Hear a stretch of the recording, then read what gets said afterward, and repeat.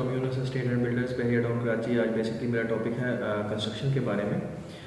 मैं अपने व्यूवर्स को, अपने क्लाइंट्स को और अपने चाहने वालों को ये बताना चाह रहा था कि हम बहुत अच्छी कंस्ट्रक्शन की सर्विसेज प्रोवाइड कर रहे हैं बहरिया टाउन कराची के अंदर, और आप फ्रीली कॉन्टैक्ट कर सकते हैं हमें कंस्ट्रक्शन सर्विसेज से रेलिवेंट किसी भी किस्म की क्यूरी के लिए। आप हमें किसी भी वक्त कॉल कर सकते हैं, हमारी सर्विसेज आपके लिए अवेलेबल होंगी। तो कंस्ट्रक्शन के बारे में मैं कुछ डिस्कशन करना चाह रहा हूँ कि इस वक्त क्या क्या कंस्ट्रक्शन कॉस्ट पड़ रही है। इस वक्त आज का जो स्टील का रेट आ रहा है, पहले पिछले तकरीबन 1 महीने के इस पर थोड़ी कमी देखी गई है स्टील के रेट के अंदर। तकरीबन देखा गया है कि 1,92,000 रुपये टन इस वक्त जो है अमरेली का स्टील चल रहा है, जो कि सबसे ज़्यादा रिक्वायरमेंट है जिसकी बहरिया टाउन कराची में कंस्ट्रक्शन को लेकर।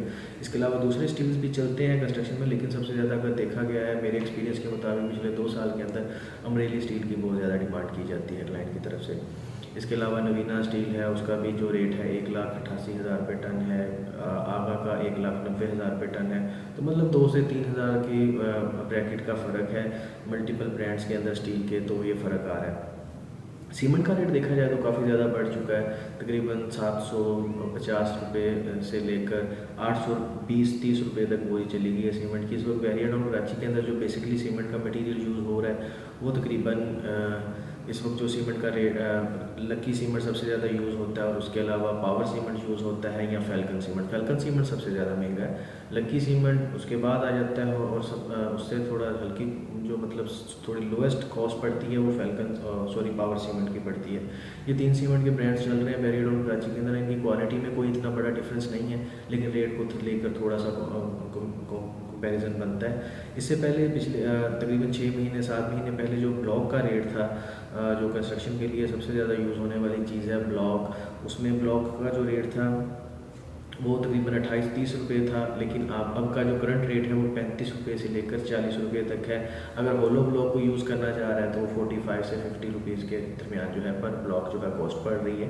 तो काफ़ी ज़्यादा देखा गया डिफरेंस आ रहा है। इसी तरह आपके पाइप्स जो मतलब PPC, PPRC या दूसरे पाइप्स हैं, वो अगर आज से पहले अगर उनकी कोई लेंथ तकरीबन एज ए मिसाल दे रहा हूँ, अगर फॉर एग्जांपल हमें इलेक्ट्रिक पाइप की एक लेंथ पहले आज से 6 महीने या 4 महीने पहले जो एक लेंथ हमें मिल रही थी लाइक 30 रुपये की, अब उसकी भी कॉस्ट बढ़ के तकरीबन 50 से 55 रुपये तक चली गई है, या इससे भी ज़्यादा हो चुकी है। तो अच्छा खासा इंक्रीज़ देखा गया है ग्रे स्ट्रक्चर की जो फिनिशिंग, ग्रे स्ट्रक्चर का जो मटीरियल है उसके अंदर। इसके अलावा आपकी प्लम्बिंग पाइप के अंदर भी अच्छा खासा इंक्रीज़ देखा गया है। प्लम्बिंग पाइप में पाकर अब चल रहा है। इसके अलावा सिविक या इसके अलावा एक और चल रही है पाइप की जो ब्रांड चल रहा है सिविक, और इसके अलावा 2-3 और चल रहे हैं। डिपेंड करता है उनकी जो कंडीशन है या उनकी क्वालिटी है उसके ऊपर डिपेंड करता है। ऑलमोस्ट सबकी क्वालिटी सेम ही है, लेकिन रेट्स में काफ़ी ज़्यादा फ़र्क देखा जाता है।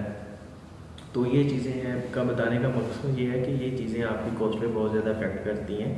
इसके अलावा ग्रे स्ट्रक्चर का मटेरियल तो डेफिनेटली जिस तरह महंगा हुआ फिनिशिंग मटेरियल को देखा जाए तो आपके फिनिशिंग मटेरियल में आपकी इलेक्ट्रिक वायर्स आ जाती हैं, आपका सैनिटरी फिटिंग्स आ जाती हैं, आपकी बाथरूम फिटिंग्स आ जाती हैं, आपकी किचन की टाइल्स, आपके फ्लोर की टाइल्स, आपकी ग्रेनाइट स्टेयर्स के लिए जो यूज़ हो रहा है, साइड वाली रीलिंग या बैक साइड वाली स्टेयर्स जो हैं उनके रेट में भी अच्छा खासा इंक्रीज़ देखा गया है। जो इस साल जो इन्फ्लेशन रेट रहा है पाकिस्तान का, उसके मुताबिक इन चीज़ों के रेट के अंदर काफ़ी ज़्यादा हमने इंक्रीज़ देखा है। तो इस वजह से घरों की प्राइसेस बहुत ज़्यादा बढ़ चुकी हैं।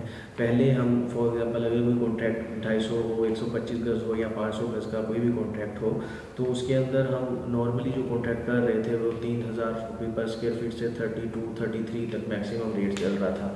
लेकिन अब जो बिल्डर के लिए सबसे बड़ा लम्हा फ़िक्री है वो यही है कि अगर आज बिल्डर कोई कॉन्ट्रैक्ट कर रहा है तो आने वाली इन्फ्लेशन से उसके कॉन्ट्रैक्ट पे क्या असर पड़ेगा।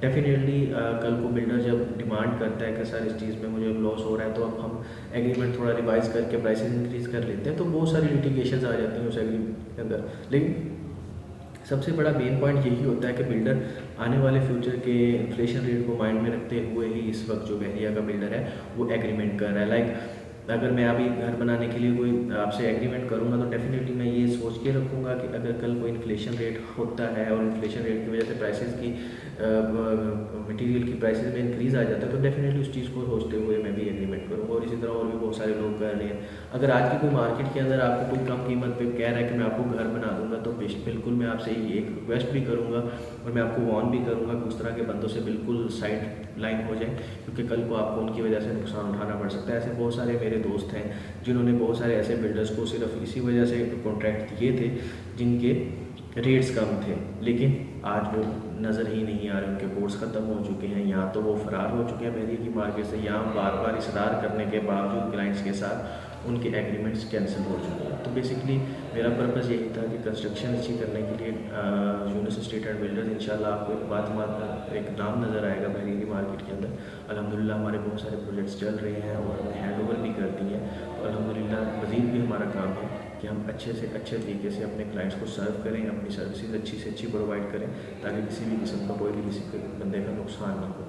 Thank you for watching. मज़ीद इन्फॉर्मेशन के लिए या कंस्ट्रक्शन के मालूमात हासिल करने के लिए आप मुझे स्क्रीन पर दिए गए नंबर पर कॉल कर सकते हैं। अल्लाह हाफ़िज़।